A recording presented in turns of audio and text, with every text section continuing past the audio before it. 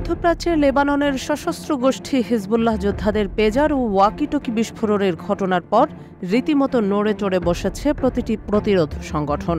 বর্বর ইসরায়েলের এমন সিরিজ বিস্ফোরণের ঘটনায় এবার কঠোর সতর্ক অবস্থান নিচ্ছে নেতানিয়াহুর অন্যতম ত্রাস ইরান। দেশটির সামরিক বাহিনী ইসলামিক রেভলিউশনারি গার্ড কর্পস আইআরজিসির সব সদস্যকে যে কোনো রকম যোগাযোগ যন্ত্র ব্যবহারে সাময়িক নিষেধাজ্ঞা জারি করা হয়েছে। আইআরজিসির সেনাদের সার্বিক নিরাপত্তার কথা মাথায় রেখেই এই সিদ্ধান্ত নেওয়া হয়েছে। ইরানের দুই জ্যেষ্ঠ নিরাপত্তা কর্মকর্তার বরাতে ব্রিটিশ বার্তা সংস্থা রয়টার্স 23 সেপ্টেম্বর সোমবার এ খবর জানিয়েছে। উক্ত দুই কর্মকর্তার একজন বলেছেন, যোগাযোগে ব্যবহার্য সহ সব রকম যন্ত্র নিরীক্ষণের জন্য প্রয়োজনীয় পদক্ষেপ নিতে যাচ্ছে আইআরজিসি।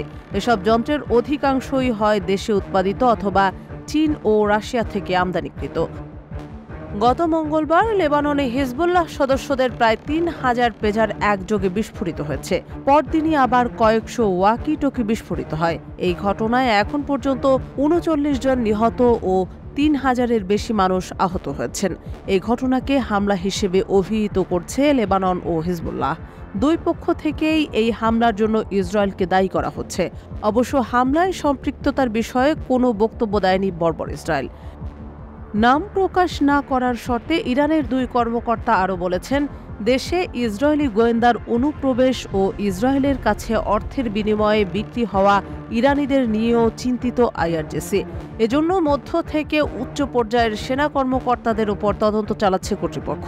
এ বিষয়ে তারা বলেছেন, দেশে ও দেশের বাইরে নজরদারিতে থাকা কর্মকর্তা ও তাদের পরিবারের সদস্যদের ব্যাংক হিসাব, তাদের ভ্রমণের ইতিহাস, এসব তথ্য পর্যালোচনা করা হবে।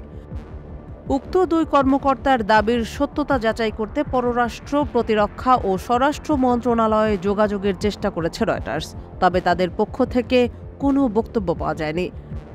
প্রায় 1,90,000 সদস্যের আইআরজিসি বাহিনী কিভাবে নিজেদের মধ্যে যোগাযোগ নিশ্চিত করছে, এমন প্রশ্নের কোনো উত্তর দেননি ওই নিরাপত্তা কর্মকর্তা। তবে তারা বলেছেন, আমরা আপাতত এন্ড টু এন্ড এনক্রিপশন ব্যবহার করে বার্তা পাঠাচ্ছি। ওই কর্মকর্তা জানিয়েছেন, বিস্ফোরিত বেশ কিছু যন্ত্রাংশ তেহরানে পাঠানো হয়েছে। বিশেষজ্ঞরা সেগুলো পরীক্ষা করে দেখছেন।